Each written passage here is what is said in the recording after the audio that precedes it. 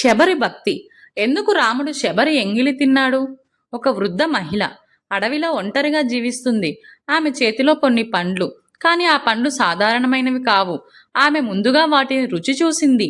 అయినా స్వయంగా శ్రీరాముడు ఆ పండ్లను ప్రేమగా తిన్నాడు. ఎందుకు? భగవంతుడు అయిన రాముడు ఎందుకు ఎంగిలి పండ్లను స్వీకరించాడు? ఈ కథలో ఉన్న భక్తి మన జీవితాన్ని మార్చే శక్తి కలిగి ఉన్నది. శబరి ఒక సాధారణ గిరిజన మహిళ. ఆమెకు పెద్ద విద్య లేదు, సంపద లేదు, కానీ ఆమె దగ్గర ఒకటి ఉంది. అది నిర్మలమైన భక్తి. ఆమె గురువు మతంగ మహర్షి ఆమెను ప్రేమతో చూసేవాడు. ఆమె భక్తిని గుర్తించాడు. మతంగ మహర్షి తన చివరి శ్వాసలో శబరిని పిలిచాడు. శబరి, ఒకరోజు శ్రీరాముడు ఇక్కడికి వస్తాడు. అతని కోసం ఎదురుచూడు. ఈ ఒక్క మాట శబరి జీవితాన్ని మార్చేసింది.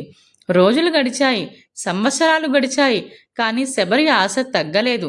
ప్రతి ఉదయం ఆమె అడవిలోకి చూస్తూ ఈరోజు వస్తాడా అని ఎదురు చూసేది.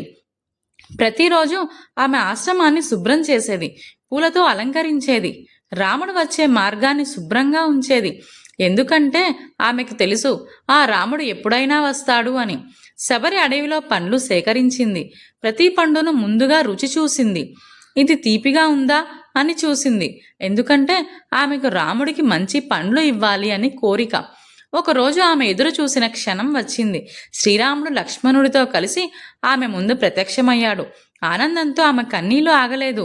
శబరి కంపిస్తున్న చేతులతో ఆ పండ్లను సమర్పించింది. అవి ఎంగిలి పండ్లు, కానీ రాముడు వాటిని ప్రేమతో స్వీకరించాడు. రాముడు చూసింది పండ్లు కాదు, ఆమె హృదయం, ఆమె ప్రేమ, ఆమె భక్తి. అవి అమృతం కంటే గొప్పవి. శబరి లాంటి భక్తి ఉంటే దేవుడు మన దగ్గరకు వస్తాడు. మన దగ్గర ఏముంది అనేది కాదు, మన హృదయం ఎలా ఉంది అనేది ముఖ్యం.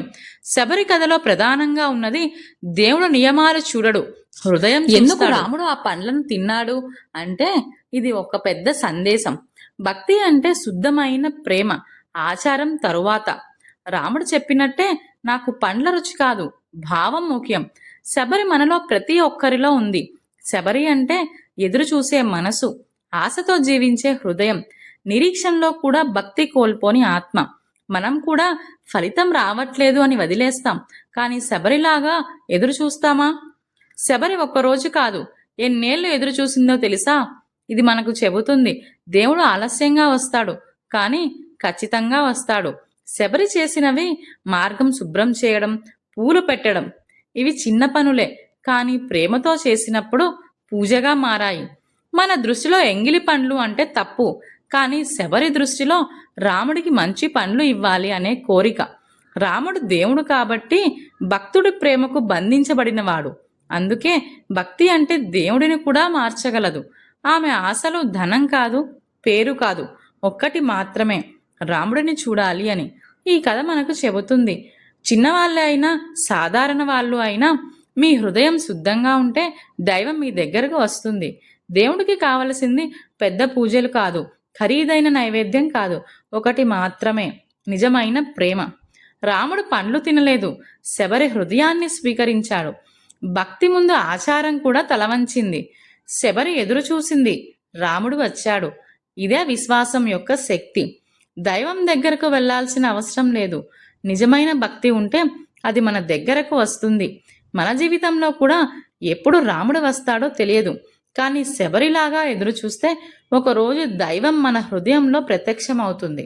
మన జీవితంలో కూడా మనము దేవుడికి ఏమి ఇస్తున్నామో కాదు, ఎలాంటి మనసుతో ఇస్తున్నామో ముఖ్యం.